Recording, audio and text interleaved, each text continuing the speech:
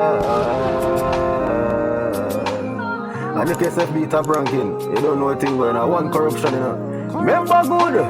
What boy? What's up, everybody? It's your boy NiickSFB, top ranking ZELLE boss. Now, welcome to episode 5 of the Untold Stories of Alkaline Influence in Dancehall. Just want to say shout out to everybody that's been supporting the series. Yesterday, I dropped episode 4. Everybody loved that one. Today will be no different. You know what I'm saying? Make sure that if you haven't subscribed yet, hit the subscribe button, hit the like button. Remember how this goes. You give me the likes, I give you the content. Work for each other, right? That is it. Feel free to join my membership as well. Shout out to my new members that joined from the series. This is the Untold series of Alkaline. Let's continue. Today we will be diving deeper into the independent side of Alkaline. Why does Alkaline choose to stay independent? Why hasn't Alkaline signed a record deal like how many of his other peers in dancehall has signed? Now, it'll come as no surprise that success as an independent artist requires a lot of hard work and doesn't just happen overnight, right? You'll often be working as a part of a small, tight-knit team covering all aspects of your music, putting in late nights and long shifts. Now, you more than likely won't have the financial backing that a major label can offer, nor the major industry connections or business knowledge, meaning a lot of dedicated hard work taking place behind the scenes. Now, with this being said, people, we understand that without this financial support here, independent artists like Alkaline are literally in charge of their own success and must be highly organized and efficient. Let me repeat that. Without the financial support that an independent artist as Alkaline has, he literally has to have his own success in his hand, and he has to be organized and efficient. He will be managing his own marketing, studio bookings, calendar, admin tasks, so it's very vital that he has a good structure in place to ensure that nothing is missing. Alright? Now, Alkaline's manager, his sister, Karina Beckford, she is the one that is making sure that everything that has to do with Alkaline's business is intact. Now, we often wonder, so since this is hard work, why it makes sense to be independent? Why not just sign? No, in conjunction to being independent, now, a signed artist, and I quote, signing a record deal means signing away some, if not sometimes all, the rights to your music. Record labels determine who profits what percentage from your music earnings. And with an increased number of stakeholders involved, aka investors, the less money you'll set to earn from your own music. Now, you might wonder, what do you mean by signing a deal means you're going to sign away your rights to your music? No, we have multiple examples here. Shensia is one of them. She is not happy that she didn't have control over her creativity for her album Alpha. That's just one. Number 2 here, we have Charlie Blacks, which says that he signed a shitty deal. You know what I'm saying? Now, with those examples there, we can further on explain that staying independent and owning your own rights allow you to receive more royalties anytime your music is streamed, sold, or performed live. Although it may not be a ton of money, it is a satisfying reward regardless. Now, we have a lot of Alkaline songs that says, no fame, give me fortune. Millions of biedina. You know what I'm saying? In a bathroom one night time. You understand? So we understand that the artist Alkaline here knows what is at stake if he signs. You understand? And in addition to what I just say about, receiving more royalties anytime your music is streamed, sold, or performed live, as well as owning your rights, people, it also gives you the upper hand and negotiation leverage anytime a publishing sync, licensing, or record deal is offered to you.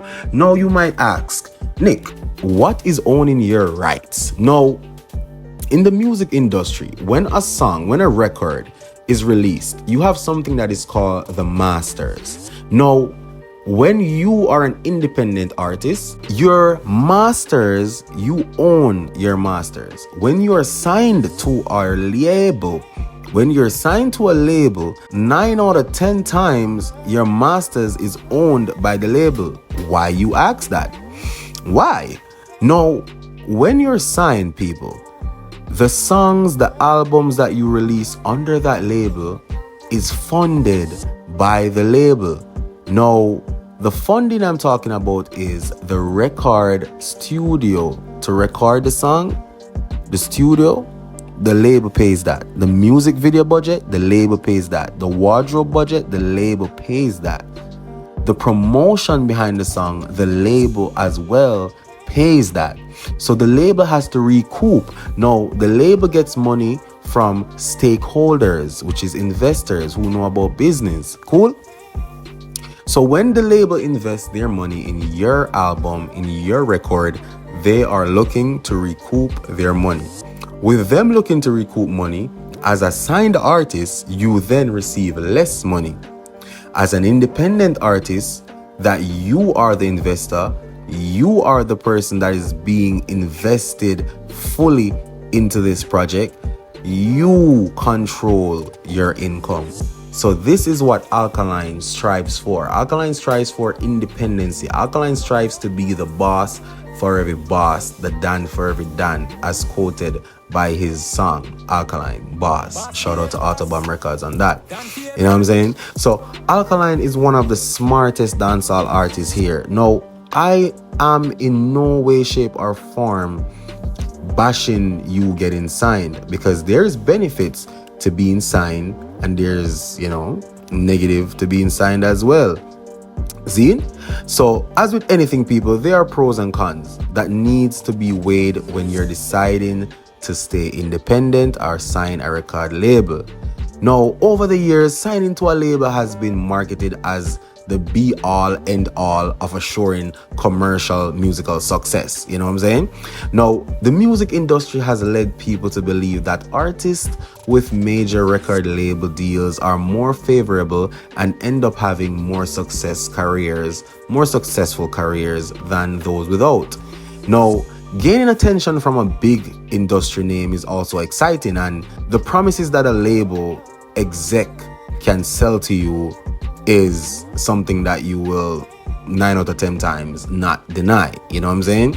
So they'll promise you a lot of things and you're not gonna deny a deal from them. You know what I mean? But artists oftentimes they become blinded by this excitement and these offers of the major label and the big financial offering that they'll give you up front. So they'll sign whatever it is, put on the table, and just call it a day. Now, in doing that, people, if you're set to receive an advance or a lump sum of cash as a part of your deal, just remember that money being offered up front has to eventually be paid back to the label. Now, most of these record deals are set up so the label will receive all of the artist's royalties until an advance has been repaid. So flashback to what I was saying about being independent and owning your royalties, owning your masters. If you're signed, a lot of these record deals, they set it up in a way that they get all your royalties until that advance, that big $1 million they sign you for. Once that is paid up, then you don't know. You can renegotiate and stuff like that. But until then, they are the ones that own that masters. In some other cases, the label will also take a cut off of your recording, your touring, production, and your promotional profits. Because of this, people, artists don't see royalty checks until their advance is paid off.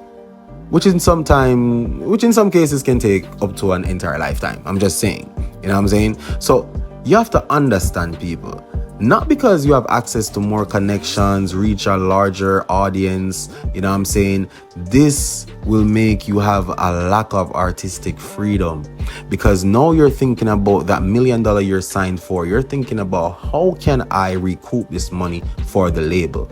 If the label is the big engine that is pushing your music, that is plugging your music on the playlist, you know what I'm saying, making you seem like you are the #1 artist in the world, when they are doing this work, in your head, you're thinking about, damn, am I selling enough so that they can recoup their money so that I can start seeing my money? That's what you're thinking. So your creativity, your artistry is just going to start dwindle. You know what I'm saying? And as we said before, Shensia is facing that right now, where she says she never had creative control. No, people, I don't know. You guys, you're listening to me right now. Do you think an independent artist is the best way to go, or a signed artist is the best way to go?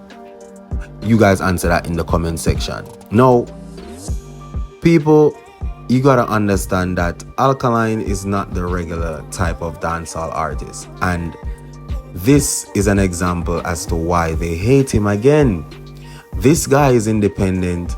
He's doing his independent show, New Rules, with partners. You know what I'm saying? New Rules is being sold out all over in America, in Jamaica, and you know what I'm saying, they have potential to bring this to different continents as well. You know what I'm saying? So there's a lot of people, a lot of artists that's in the industry, a lot of gatekeepers, to say the least. You know what I'm saying? They don't like the fact that Alkaline is doing this without them getting a piece of the pie. You know what I mean? So corruption will ever be present. Hatred will ever be present. But as the corruption boss, I am here to fight the corruption. So with this Untold series of Alkaline influence in dancehall, we're going to be diving much more deeper into the corruption on the next episode of the Untold Stories of Alkaline. It's your boy NiickSFB, top ranking ZELLE Foundation boss. I'm out. Hey,